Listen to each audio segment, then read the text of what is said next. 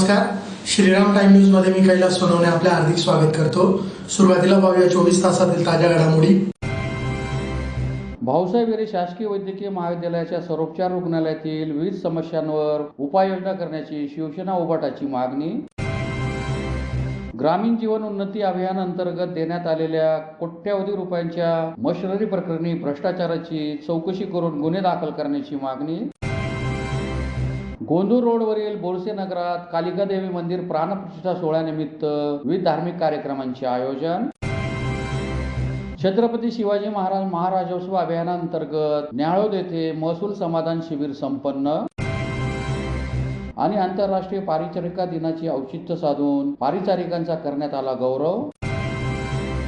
आता बातमीपत्र विस्ताराने। भाऊसाहेब हिरे शासकीय वैद्यकीय महाविद्यालयाच्या सर्वोपचार रुग्णालयातील विविध समस्यांमुळे रुग्णांना हालापेष्टांना सामोरे जावं लागत आहे, तरी समस्यांवर उपाययोजना करावा अशी मागणी शिवसेना उद्धव बाळासाहेब ठाकरे पक्षातर्फे अधीक्षक डॉक्टर अजित पाठक यांना निवेदनाद्वारे करण्यात आले।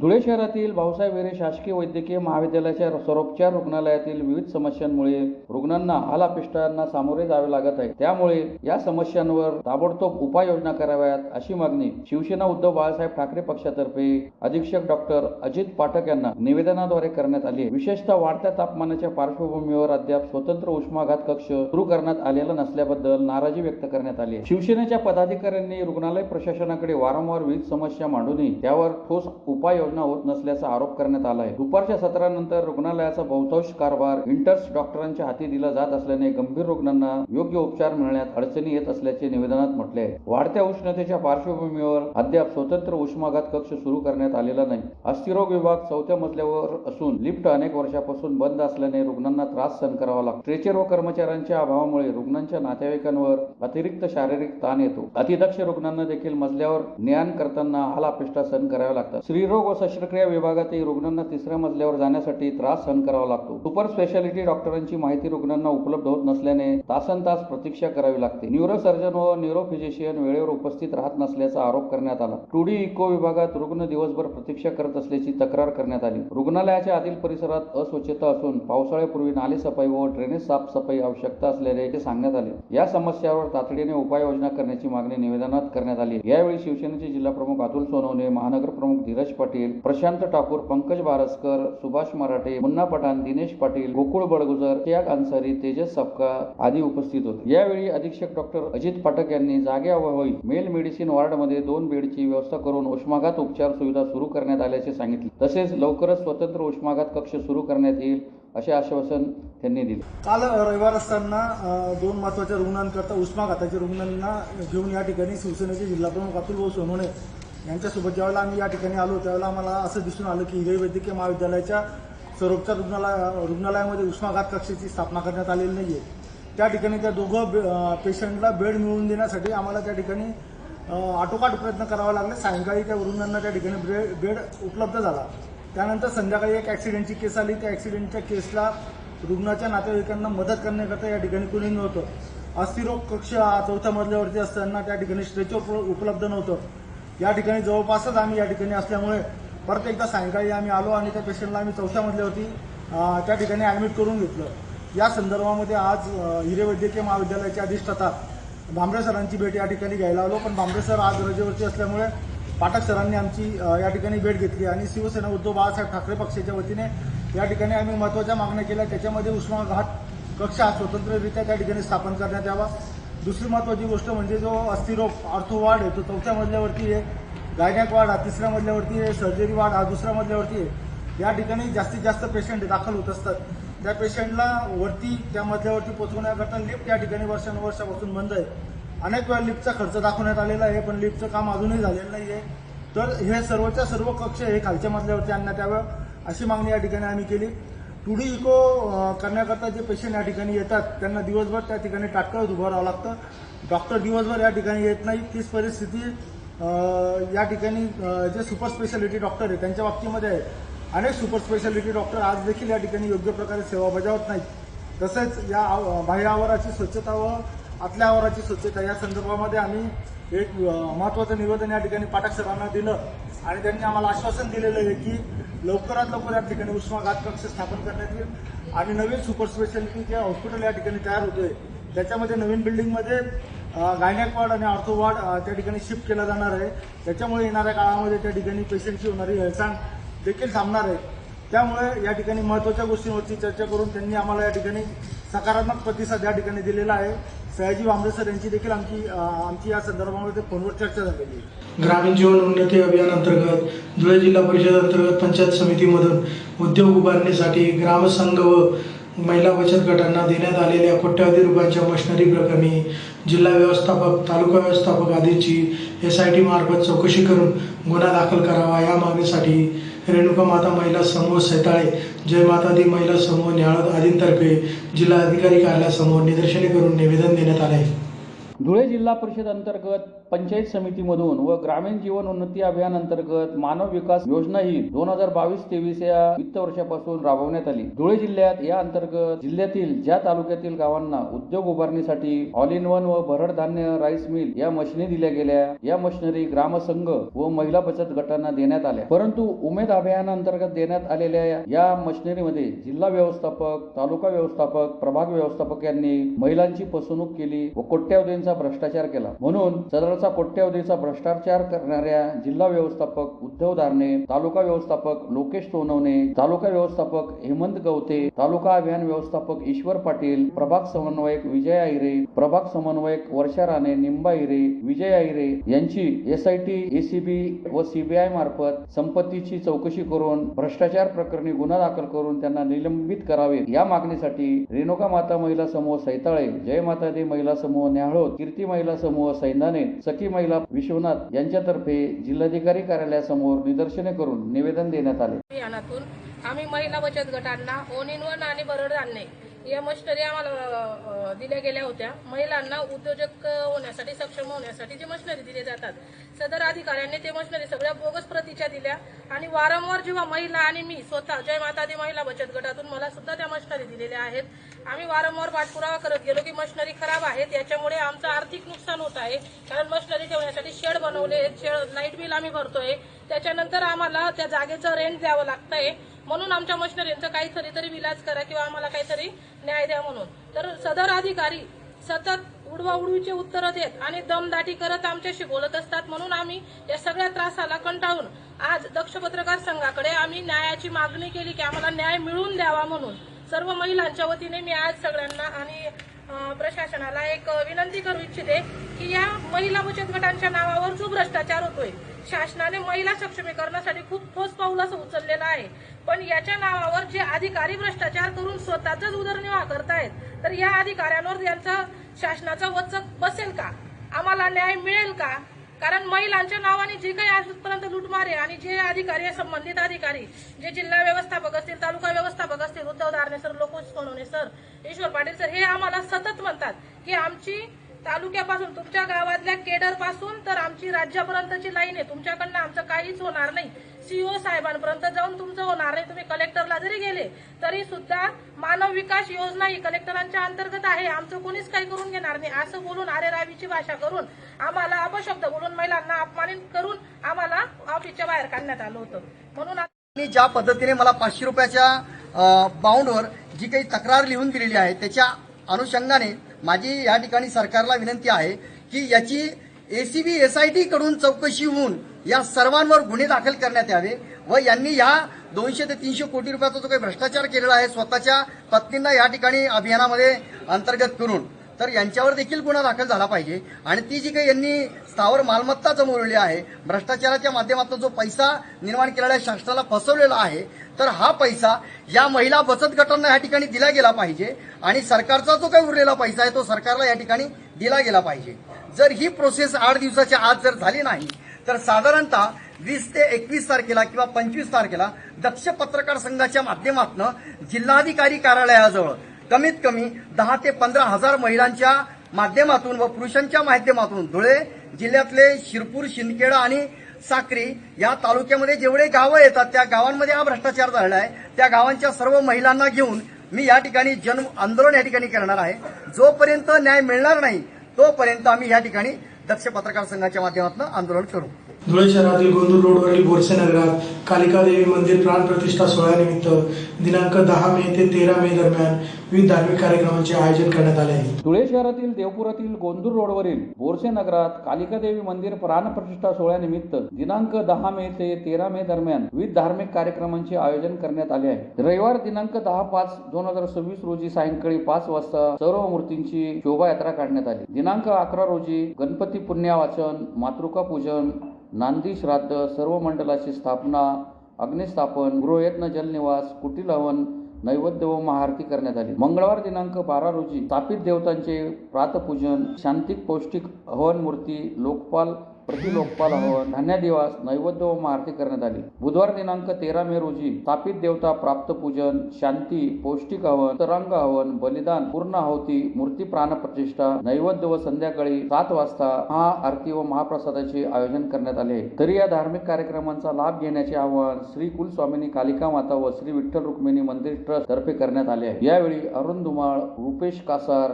चेतन दोंडे, भरत अंदुरे, मोतीराम मुळे, डॉक्टर भूषण बदाने, नागेश सोनवणे, महेश सूर्यवंशी, सुनील चांदोळे, अशोक कासार, योगेश कासार तसेच परिसरातील नागरिक मोठ्या संख्येने उपस्थित होते. गेल्या 10 ते 11 वर्षापासून एक संकल्प मनात ठेवला होता की धुळे शहरात कालिका मातेची मूर्ती नसल्याने कालिका मातेची प्राणप्रतिष्ठा करणे हे माझ्या मनात आल्यामुळे आणि त्यासोबत महाराष्ट्राचं कुलदैवत विठ्ठल रुक्मिणी तसेच गणेशजी, हनुमान, त्याच्यानंतर कासव, शिवलिंग, त्रिशूळ असे एकूण 5 दैवतांची आणि 2 त्रिशूळ आणि कासव म्हणून 7 यांची प्राणप्रतिष्ठा करीत आहोत आपण. तर तो कार्यक्रम गेल्या या परवाच्या 10 तारखेला सदर मूर्तींची मंगलमय मिरवणूक काढून आपण कार्यक्रमाला सुरुवात केलेली आहे. तरी सर्व धुळे शहरातील, देवपूर भागातील तसेच माझ्या बोरसे नगर परिसरातील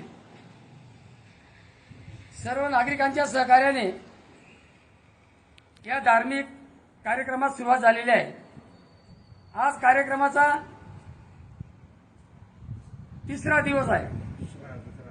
पहिल्या दिवशी मिरवणूक, पहिल्या दिवशी जल अधिवास, आज धान्यादिवास आणि उद्या 13 तारखेला प्राणप्रतिष्ठा. तरी सर्व भक्तजन भाविकांना मनापासून कुलस्वामिनी कालिका माता व विठ्ठल रुक्मिणी ट्रस्टच्या तर्फे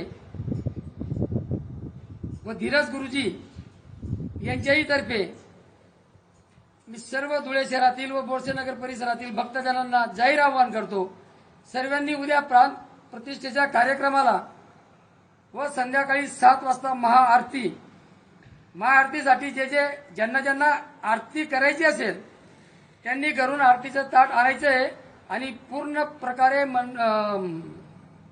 ज्याला आरती करायची तो आरती करू शकतो. त्यामुळे उद्या महाआरती आणि महाआरती संपल्यानंतर लगेच 7 वाजता महाभंडाराचा कार्यक्रम आयोजित केला आहे. तरी सर्वांनी महाप्रसादाचा लाभ घ्यावा ही आपल्या सर्वांना विनंती करतो आणि माझे विनंतीपूर्वक 2 शब्द संपवतो. छत्रपती शिवाजी महाराज महाराजस्व अभियान अंतर्गत धुळे तालुक्यातील नाळद येथे महसूल समाधान शिबिराचे सानेगुरुजी माध्यमिक व उच्च माध्यमिक विद्यालय येथे मंगळवारी आयोजन करण्यात आले होते. छत्रपती शिवाजी महाराज महाराजस्व अभियानाअंतर्गत धुळे तालुक्यातील न्याहाळोद येथे महसूल समाधान शिबिराचे सानेगुरुजी माध्यमिक व उच्च माध्यमिक विद्यालय न्याहाळोद येथे मंगळवारी आयोजन करण्यात आले होते. सदर समाधान शिबिराचे उद्घाटन माजी जिल्हा परिषद अध्यक्ष मनोहर बदाने यांच्या हस्ते करण्यात आले. महसूल प्रशासन अधिक लोकाभिमुख आणि गतिमान करण्याच्या हेतूने आयोजित या शिबिरात नागरिकांच्या प्रलंबित समस्यांचे जागेवरच निराकरण करण्यात आले. यावेळी भाजप जिल्हाध्यक्ष बापू कलाने, न्याहाळोद सरपंच कविता वाघ, बिलाडी सरपंच सुवर्णा पाटील, जापी माजी सरपंच मंगला पाटील, निमखेडी सरपंच उज्ज्वला पाटील, विश्वनाथ सरपंच माया पाटील, आर्णी सरपंच निलेश माळी, मोहाडीपुरा डांगरी सरपंच राधा पाटील, सातर्णे माजी सरपंच भोलेनाथ पाटील, नायब तहसीलदार देवेंद्र येवले, संजय पवार, रवींद्र मगर, सदाशिव सूर्यवंशी, न्याहाळोद मंडळ अधिकारी ललिता सुनीता वाघ, मोहाडी मंडळाधिकारी उज्ज्वला बिरारी, बिलाडी मंडळाधिकारी वैशाली सोनवणे, सतीश परदेशी, आर्णी मंडळाधिकारी समर्थ पवार, विश्वनाथ मंडळाधिकारी आकाश सोन्ने, MS राव, दीपक महाजन, समाधान शिंदे, स्वप्नील शिंदे, निलेश सांगळे, कल्याणी पाटील, विजय बाविस्कर, तलाठी प्रफुल्ल सावकारे, भास्कर ठाकरे, योगिता चव्हाण, वैशाली बाविस्कर, विशाखा पाटील, निकिता वदाने, लोकांशा वाघ, चैतन्य गमे, विक्रम गेटवाल यांच्यासह मंडळातील ग्रामस्थ व पदाधिकारी मोठ्या संख्येने उपस्थित होते. महास्वराज्य अभियानाच्या अंतर्गत या ठिकाणी न्यावळ मंडळामध्ये हा कार्यक्रम होतोय. समाधान शिबिर या ठिकाणी झालं.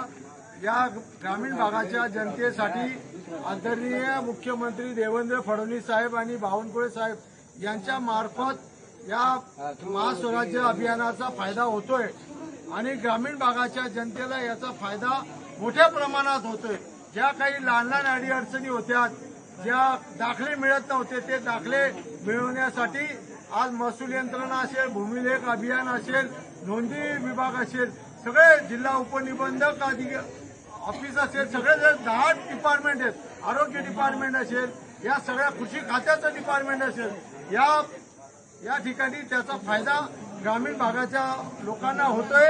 याचं समाधान ग्रामीण भागाच्या लोकांमध्ये फार्मर आयडी असेल, कृषी विभागाच्या अनेक योजना असतील, जेणेकरून या कृषी विभागामध्ये आपण पाऊस पडतो त्यावेळेला नुकसान होतं, त्याही फार्मर आयडी आणि त्यांच्या नुकसान भरपाईच्यासाठी शासनानं या ज्या काही उपाययोजना असतात, या उपाययोजना खऱ्या अर्थानं शेतकऱ्यांना, ग्रामीण भागाला, जनतेला मिळावे याच्यासाठी हे अभियान राबवलं गेलं आणि याचं नाव समाधान शिबिर दिलेलं आहे.